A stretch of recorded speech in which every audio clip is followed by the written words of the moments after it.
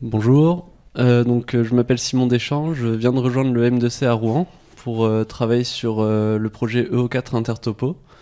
Normalement cette présentation devait être aussi faite avec Édouard Salamé qui travaille sur aussi EO4 Intertopo mais aussi SWOT 3MC. Et on a pour but de vous montrer l'apport du satellitaire sur la reconstitution des zones intertidales. Qu'est-ce que sont les zones intertidales? Ce sont les surfaces du littoral qui sont comprises entre la ligne de plus haute et la ligne de plus basse marée. On les appelle également estrans ou zones de balancement des marées. Elles sont présentes sur une grande partie du littoral dans le monde et elles sont en constante évolution. On les retrouve autant dans des environnements protégés abrités, des environnements dominés par la marée. Et elle regroupe un grand nombre d'enjeux, que ce soit économique, puisqu'on y retrouve des activités humaines telles que la pêche ou l'aquaculture, et également une forte biodiversité. Et il faut savoir qu'elles peuvent jouer le rôle de protection naturelle contre certains risques comme les inondations côtières. Cependant, ce sont des régions qui sont sous pression, d'une part sous l'effet de l'activité humaine avec le fort développement côtier, et également des changements dus au changement climatique et l'élévation des niveaux marins. Par exemple, si on observe depuis les 30 dernières années là, sur le graphique, on peut voir que on a une diminution de 16% de la superficie de ces zones, ce qui montre qu'il est important de bien suivre leur évolution pour pouvoir mieux les préserver.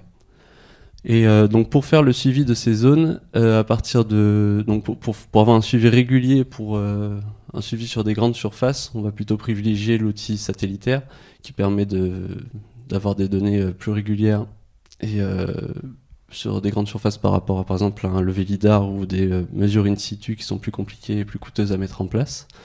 Et pour faire de la reconstitution topographique des zones intertidales à partir de données satellitaires, la méthode la plus répandue est la méthode de la ligne d'eau.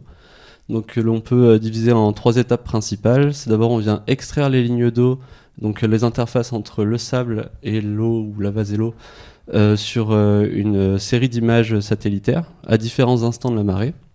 Ensuite on vient niveler ces lignes d'eau à partir de données de niveau d'eau comme des données marégraphiques ou des données modèles.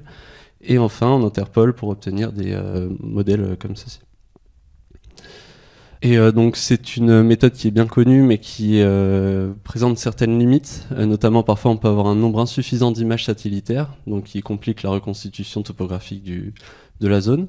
Mais également un grand nombre d'étapes qu'il est parfois difficile d'automatiser pour faire un traitement sur un grand nombre de données. C'est ce sur quoi Edouard a travaillé ces dernières années pour avoir une chaîne quasi automatique de traitement pour reconstituer un modèle numérique de terrain à partir de données Sentinel-1 et Sentinel-2.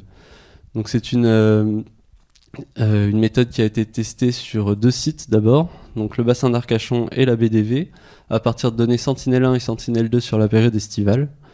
Donc les sites ont été choisis parce qu'on dispose de données topographiques LIDAR pour faire la validation des modèles qu'on a construits à partir des données satellites.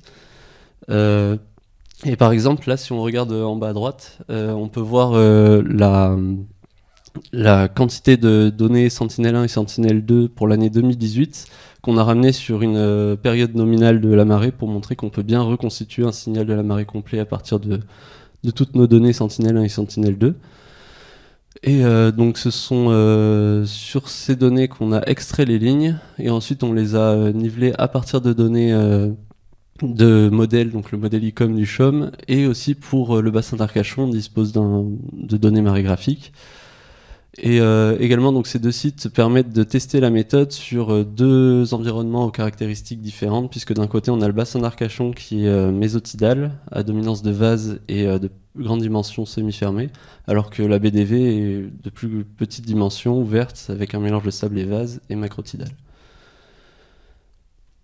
Donc voilà ce qu'on obtient pour l'extraction des lignes, et une fois qu'on les a nivelées pour 3 années pour les 2 sites. Et après interpolation, on obtient des beaux modèles de terrain comme ça. Et donc pour la validation des résultats, on a comparé aux données LIDAR. Donc à gauche, c'est pour le bassin d'Arcachon, à droite pour la BDV. Et donc en comparant l'erreur moyenne sur la verticale par rapport aux données LIDAR, on obtient une erreur moyenne de 19 cm pour le bassin d'Arcachon et de 29 cm pour la BDV. Donc une erreur plus importante pour la BDV qui s'explique par le nivellement des lignes qui a été exclusivement fait à partir de données modèles. Là on disposait aussi de données marégraphiques pour le bassin d'Arcachon. Donc ces produits nous permettent de faire différentes interprétations. D'abord directement en comparant deux modèles à des dates différentes, on peut faire